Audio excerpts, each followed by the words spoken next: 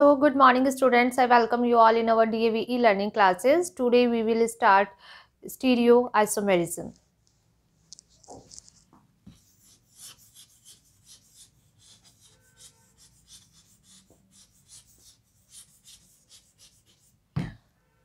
As we have discussed earlier, that stereoisomerism is consist of two types.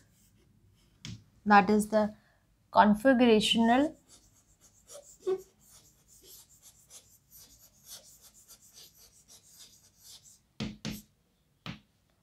isomerism and conformational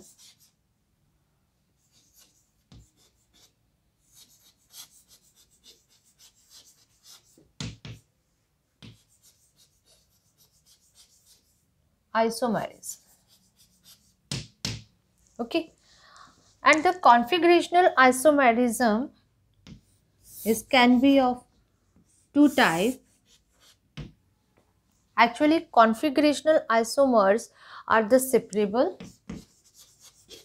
These are separable and these are not separable. So we can write here non-separable isomers. ठीक है, यानी इनमें तो क्या होता है कि isomers को अलग किया जा सकता है. अब जो कॉन्फ़िगरेशनल आइसोमेरिज्म या आइसोमर्स जो हैं, इनको भी टू टाइप में डिवाइड किया जा सकता है. फर्स्ट ले रहे हैं हम एनेंशियोमर्स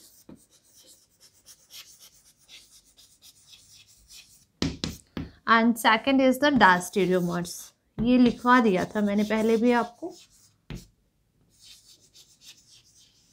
लेकिन मैं वापस से आपको एक बार रिमाइंड करवा देती हूँ. एनेंशियोमर्स जो होते हैं सभी के सभी ऑप्टिकल एक्टिव होते हैं. यहाँ पर जितने भी ज्योमेट्रिकल आइसोमर्स जो होते हैं वो सभी के सभी रखे गए हैं, ऑल ज्योमेट्रिकल आइसोमर्स.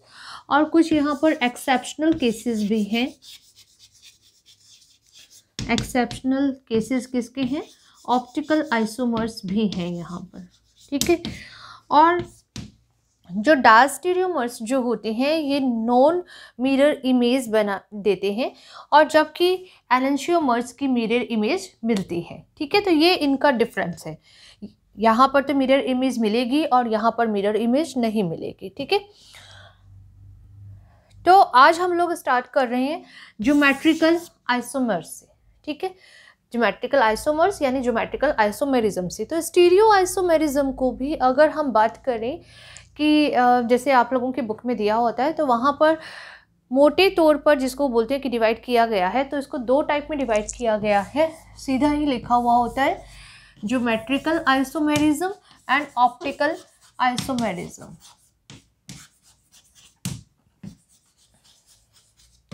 ठीक है, तो इसलिए ये फर्स्ट होता है, ये सेकंड होता है, और हम आज फर्स्ट से स्टार्ट कर रहे हैं geometrical isomerism. Okay, geometrical isomerism जो है उसमें क्या होगा, इसमें ज्योमेट्रिकल आइसोमर्स मिलेंगे. और ज्योमेट्रिकल आइसोमेरिज्म जो है ये होती है सिस और ट्रांस टू टाइप की. इसके अलावा ई जेड भी आप यहाँ पर पढ़ लेंगे, और एंटी और सिन वाला जो फंडा जो है वो भी यहाँ पर आ जाएगा.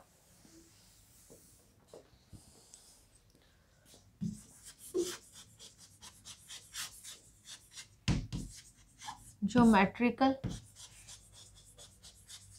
आइसोमेरिज्म.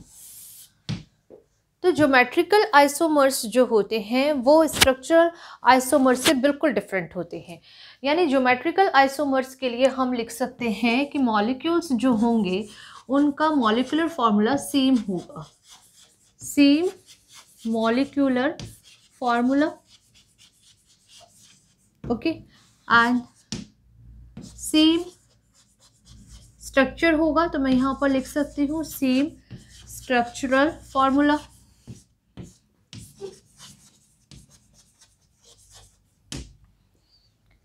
लेकिन डिफरेंट किस में है, किस चीज़ में एक दूसरे से अलग हैं, तो फिर हम लिखेंगे these are different in the position of atoms or the group in the space, but different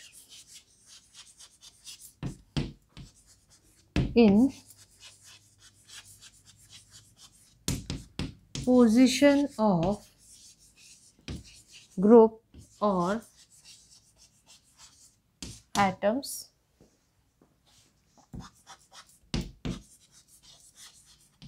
in space.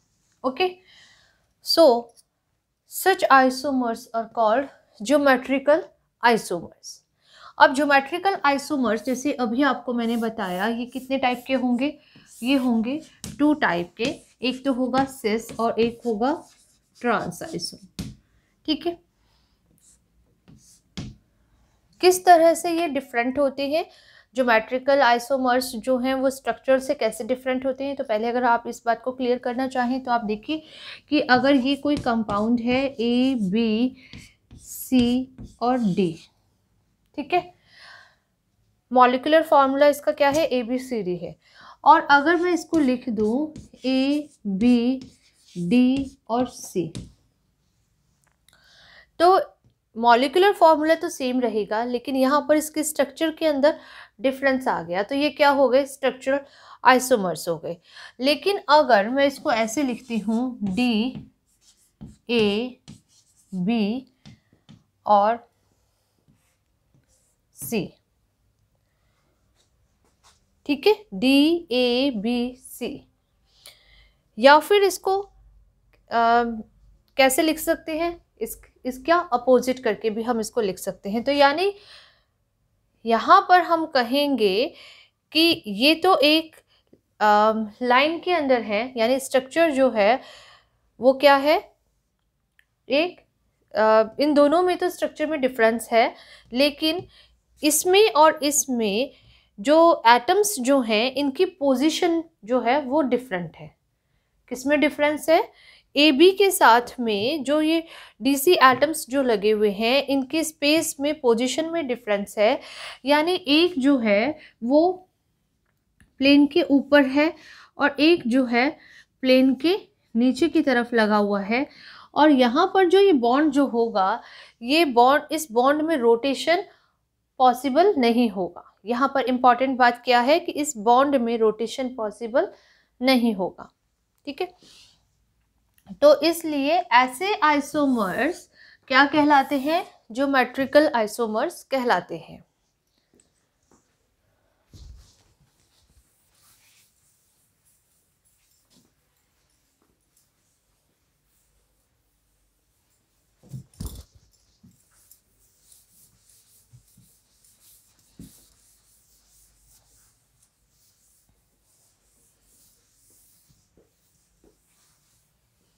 तो ज्योमेट्रिकल आइसोमेरिज्म के लिए फर्स्ट कंडीशन हमारी क्या हो गई है? There should be rotation of bond is restricted. यहाँ पर क्या हो गया है? ये हमारी इंपॉर्टेंट कंडीशंस चलेंगी, ये आपको पता होना चाहिए, तभी आप ज्योमेट्रिकल आइसोमर्स को आइडेंटिफाई कर पाएंगे। तो हमारी फर्स्ट कंडीशन क्या है?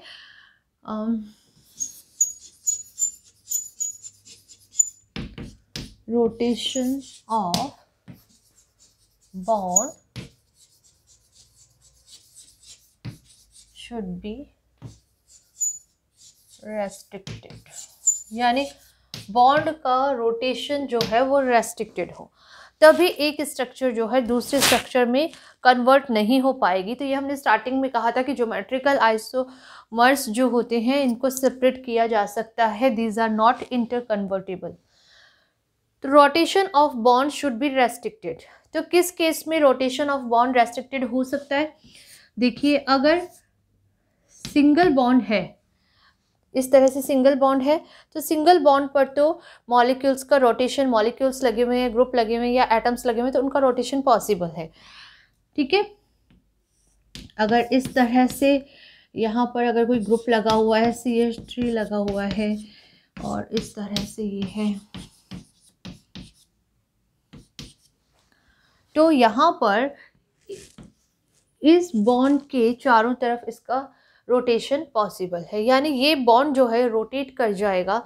तो यहाँ पर ये स्ट्रक्चर और ये स्ट्रक्चर जो है ये दोनों एक जैसे ही होती हैं।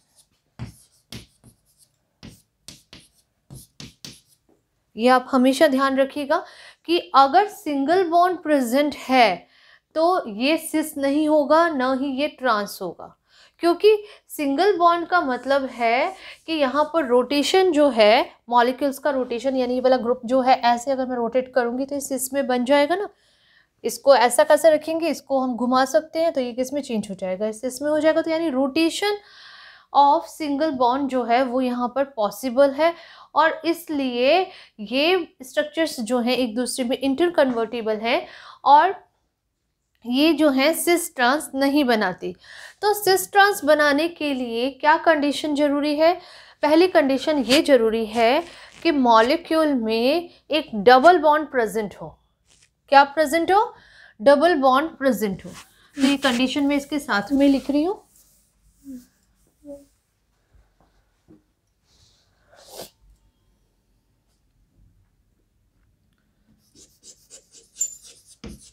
Molecule should have a double। अब जिन मॉलिक्यूल में डबल बॉन्ड हो तो आप समझ आना कि इनका सिस ट्रांस बन सकता है, ठीक है। और मॉलिक्यूल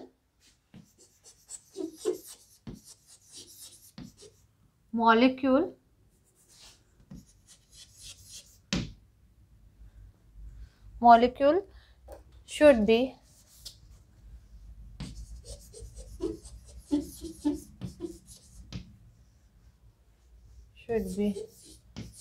साइक्लिक, या फिर मॉलिक्यूल क्या हो? साइक्लिक हो। अगर मॉलिक्यूल साइक्लिक है तो उस केस में भी सिंगल बॉन्ड के चारों तरफ रोटेशन पॉसिबल नहीं होगा।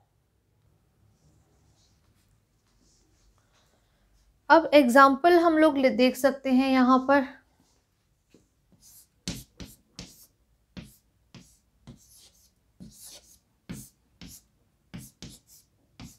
What is this? This is 1,2-डाइक्लोरोएथीन। ये क्या हो गया? 1 हो गया, ये 2 हो गया। So this is one two dichloroethene. तो 1,2-डाइक्लोरोएथीन में कार्बन कार्बन के बीच में डबल बॉन्ड है। डबल बॉन्ड का मतलब ये है कि इस तरह से यहाँ पर इसके हाइब्रिड और अनहाइब्रिड ऑर्बिटल्स की आपस में ओवरलैपिंग हो गई है, ठीक है। इस तरह से बाकी जो है वो लगे हुए, ये इसकी स्ट्रक्चर है। अब यहाँ पर जब ये बॉन्ड जब यहाँ से ओवरलैप होकर के पाई बॉन्ड का फॉर्मेशन हो रहा है, तो अगर हम बात करते हैं इस एक्सिस पर रोटेशन की, तो जब हम इसको रोटेट करेंगे तो ये बॉन्ड जो हैं ये यहाँ से ब्रेक हो जाएंगे, ठीक है। तो इसलिए ऐसे मॉलिक्यूल्स जिनमें डबल बॉन्ड प्रेजेंट हो या ट्रिपल बॉन्ड प्रेजेंट हो तो उनकी एक्सिस पर रोटेशन पॉसिबल नहीं होगा, ठीक है। डबल बॉन्ड की बात कीजिए, क्योंकि अभी यहाँ पर सिस ट्रांस ही बनेगा, तो डबल बॉन्ड में मॉलिक्यूल ग्रुप्स का रोटेशन जो है पॉसिबल नहीं है। तो इसलिए इसके लिए दूसरी स्ट्रक्चर क्या बन जाएगी?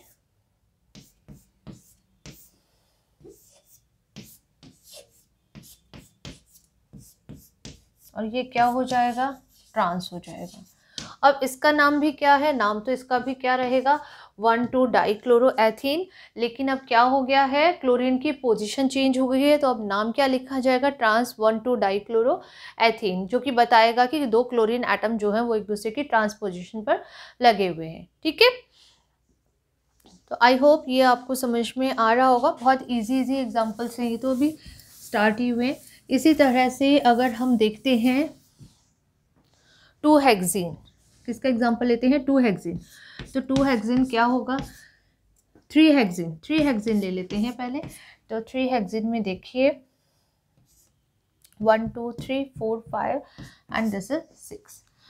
तो यानी ये जो है डबल बॉन्ड जो है इसका रोटेशन नहीं होगा, ठीक है। तो अब आपको ज्योमेट्रिकल आइसोमर कैसे बनाने हैं, इस डबल बॉन्ड के एस्पेक्ट में ही देखने हैं। तो अब एक तरफ क्या लगा देंगे?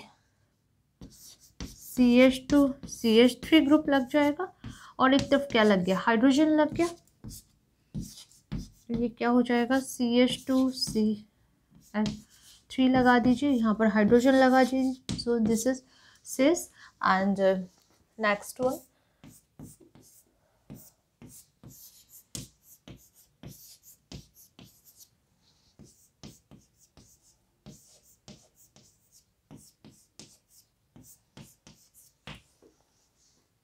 ठीक है।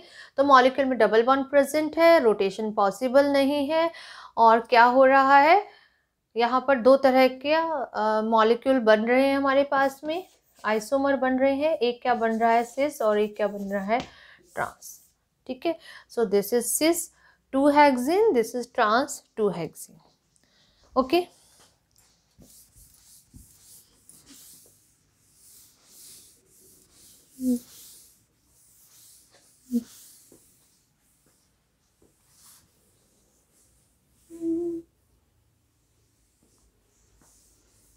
तो ये कंडीशन आपने लिख ली होगी। अब इसमें एक नेक्स्ट कंडीशन और आएगी, लेकिन इससे पहले हम एक दो एग्जांपल और कर लेते हैं, इसके इम्पॉर्टेंट एग्जांपल है।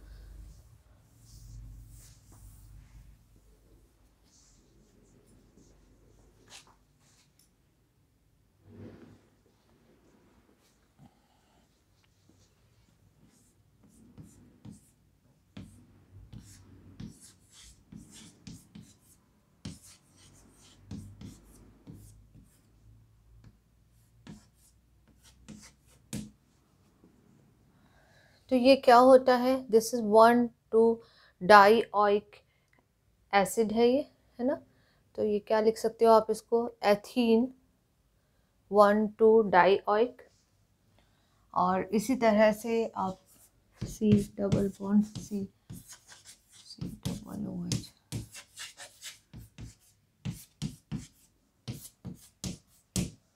और वैसे इसका नाम क्या होता है जो एग्जाम में बाय नेम पूछा जाता है, this is a maleic acid, और ये क्या होता है, this is a fumaric acid.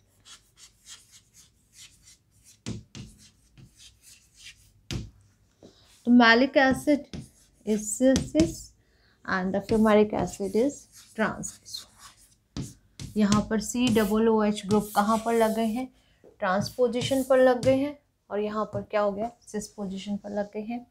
इसी तरह से एक एग्जांपल और लेते हैं हम सिनेमिनिक एसिड का। तो सिनेमिनिक एसिड में इस तरह से एक बेंजीन रिंग लगा हुआ होगा, यानी फिनाइल लगा हुआ होगा, एक तरफ लगा होता है COOH, ये H हो जाता है, ठीक है। और इसका आइसोमर क्या बन जाएगा, सिनेमिक एसिड बन गया, और ये बन जाएगा इसका ट्रांस, यानी एक हाइड्रोजन के एस्पेक्ट में हो जाएगा।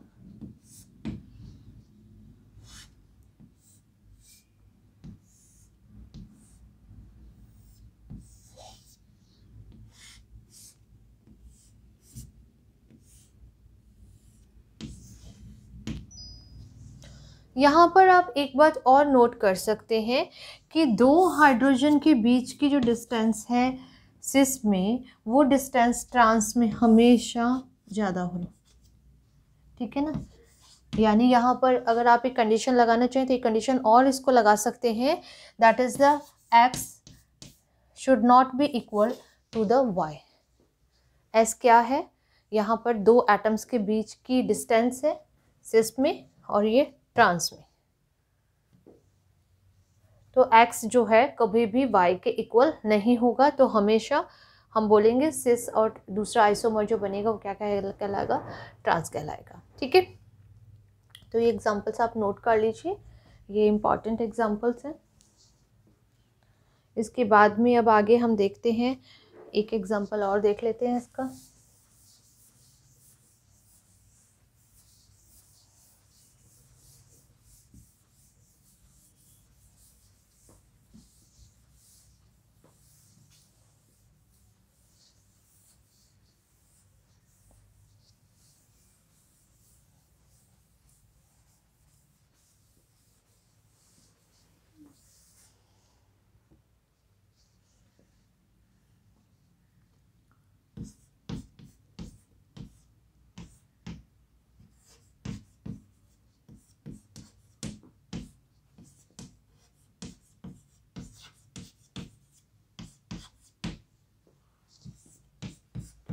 तो ये कौन सा आइसोमर बन गया बताइए? ट्रांस। और ये कौन सा बन जाएगा? ये बन जाएगा सिस। ठीक है, C2H5 लिख दिया मैंने। आप लिखना चाहें तो वापस इसको खोल के लिख लीजिए, CH2। So this is cis and this is trans। ठीक है, अब बताइए अब आप मुझे कि अगर ऐसा मॉलिक्यूल हो तो क्या आप इसके सिस और ट्रांस आइसोमर बना सकते हैं? नहीं। इस तरह का मॉलिक्यूल जो है इट डजंट गिव सिस और ट्रांस यानी geometrical isomer. It doesn't give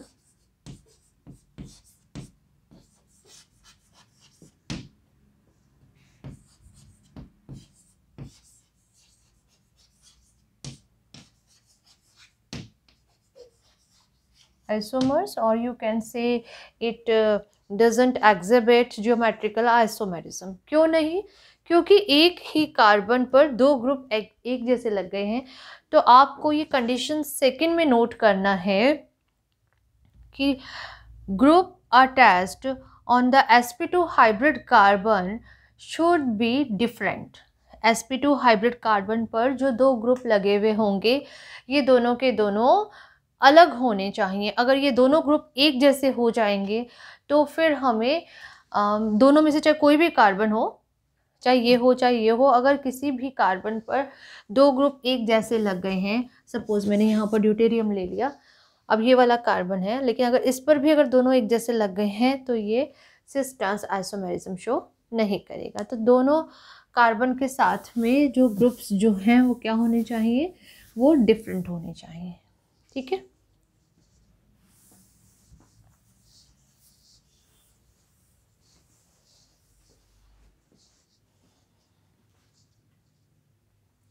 तो अब हमारी कंडीशन सेकंड क्या हो गई है?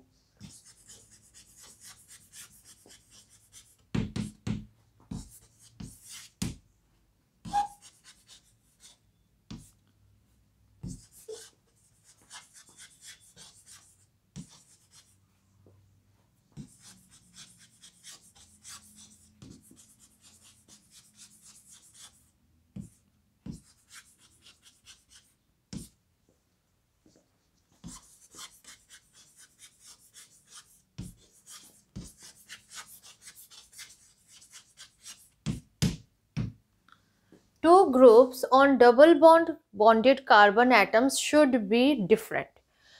अब अगर मैं बात करूं C double bond C CH3 and this is C2H5 and this is chloro and this is bro। तो क्या ये मॉलिक्यूल ज्योमेट्रिकल आइसोमेरिज्म शो करेगा? Yes, this molecule will show geometrical isomerism, लेकिन ये सिस ट्रांस नहीं देगा। ये क्या नहीं करेगा? ये सिस ट्रांस आइसोमर्स नहीं देगा, क्योंकि सिस ट्रांस आइसोमर्स देने के लिए क्या होना चाहिए था कि इस कार्बन और इस कार्बन पर ग्रुप्स तो डिफरेंट होने चाहिए थे, लेकिन दोनों का कोई ग्रुप कॉमन भी होना चाहिए था। इस एग्जाम्पल में तो चारों के चारों ग्रुप जो हैं वो डिफरेंट है, तो ये सिस ट्रांस आइसोमर्स नहीं देगा। ये क्या देगा? ये EZ आइसोमर्स देगा। क्या देगा? EZ आइसोमर्स देगा। तो अब हम क्या देख रहे हैं? EZ isomerism. This is a part of geometrical isomerism. Geometrical isomerism का ही पार्ट है कि ये मॉलिक्यूल जो है सिस ट्रांस नहीं देते, ये EZ आइसोमेरिज्म देते हैं। And what is the E? E stand for entgegen, means opposite. और अपोजिट होने का क्या मतलब है? जो ट्रांस होगा वो क्या होगा? वो E होगा। ठीक है, अपोजिट होने का क्या मतलब है? ट्रांस होना। Then Z stand for जूसा salmon,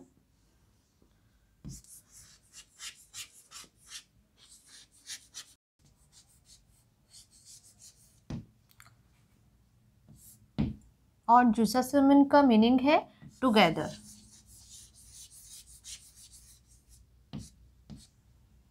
and together means सिस। तो ईजर आइसोमेरिज्म के लिए एक स्कीम दी गई है, that is the CIP scheme. ये 3 साइंटिस्ट थे और इनकी स्कीम को हम क्या कह रहे हैं, इट इज CIP स्कीम। तो CIP स्कीम के अकॉर्डिंग जिसका एटॉमिक वेट ज़्यादा होगा, यहाँ पर मैं एटॉमिक नंबर नहीं बोलूँगी, मैं क्या बोल रही हूँ, जिसका एटॉमिक वेट ज़्यादा होगा उसे प्रेफरेंस दिया जाएगा। तो यहाँ पर हम देखते हैं कि कार्बन, और अगर इसको मैं लिख दूँ यहाँ पर, क्या लिख दूँ इसको लिख दूँ CH2CH3। तो यानी कार्बन का एटॉमिक वेट कंपेयर करूँगी तो इन दोनों का तो सेम हो गया। फिर उसके बाद में यहाँ पर 3 हाइड्रोजन लगे हैं और यहाँ पर 1 कार्बन और 5 हाइड्रोजन और एक्स्ट्रा है, तो यानी इस ग्रुप का एटॉमिक वेट क्या हो गया, ज़्यादा हो गया। तो यानी यहाँ पर हमने प्रेफरेंस किसको दे दिया, इसको दे दिया। ठीक है, इन दोनों में एटॉमिक वेट ब्रोमीन का ज़्यादा होता है। तो जब ज़्यादा एटॉमिक वेट वाले ग्रुप या मॉलिक्यूल्स जो हैं वो डबल बॉन्ड के एक साइड में लगे हुए हैं, यानी एक प्लेन में लगे हुए हैं, तो इस तरह के मॉलिक्यूल्स जो हैं उन्हें हम क्या कहेंगे, उन्हें कहेंगे जुसामन यानी जेड। तो इन्हें किससे रिप्रेजेंट करेंगे, जेड, क्योंकि ज़्यादा एटॉमिक वेट वाले मॉलिक्यूल एक दूसरे के साथ साथ हैं। So these are called by the Z. Z का क्या मतलब है, ग्रुप्स टुगेदर हैं। ठीक है, और वैसे दिखने में क्या हो गया, सिस हो गया। लेकिन मैं यहाँ पर आपको सिस और ट्रांस की टर्म लेकर के नहीं चल रही हूँ, तो मैं आपको यहाँ पर यही बोलना सिखाऊंगी। E stand for entgegen, entgegen means opposite. ठीक है, और Z stand for zusammen, zusammen means together. तो हम यही टर्म्स लेकर के चलेंगे। We will not use cis and trans here because this is EZ system. अब हम नेक्स्ट एग्जांपल लेते हैं।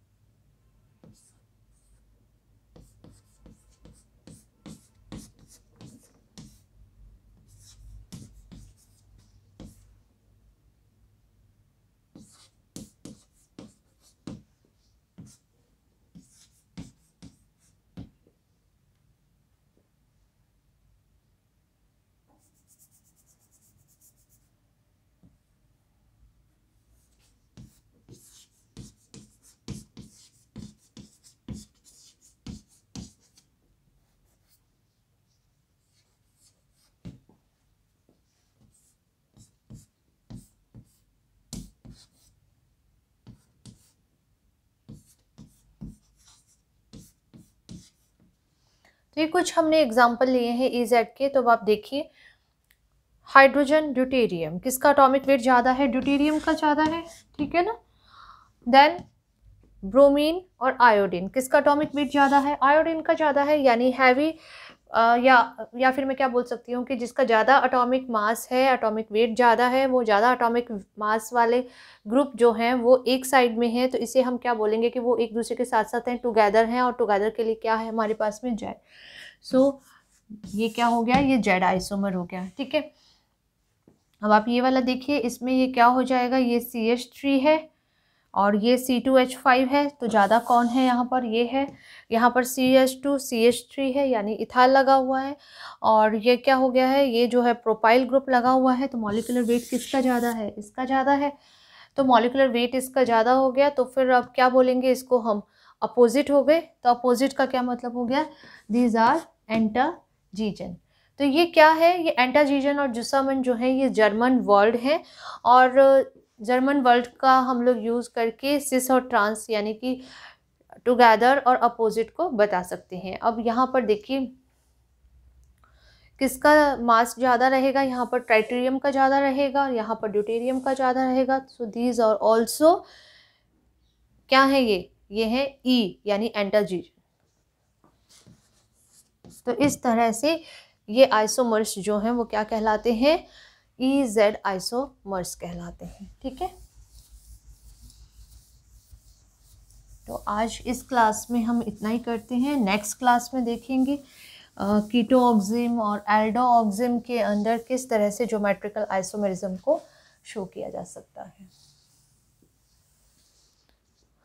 Okay, thank you students.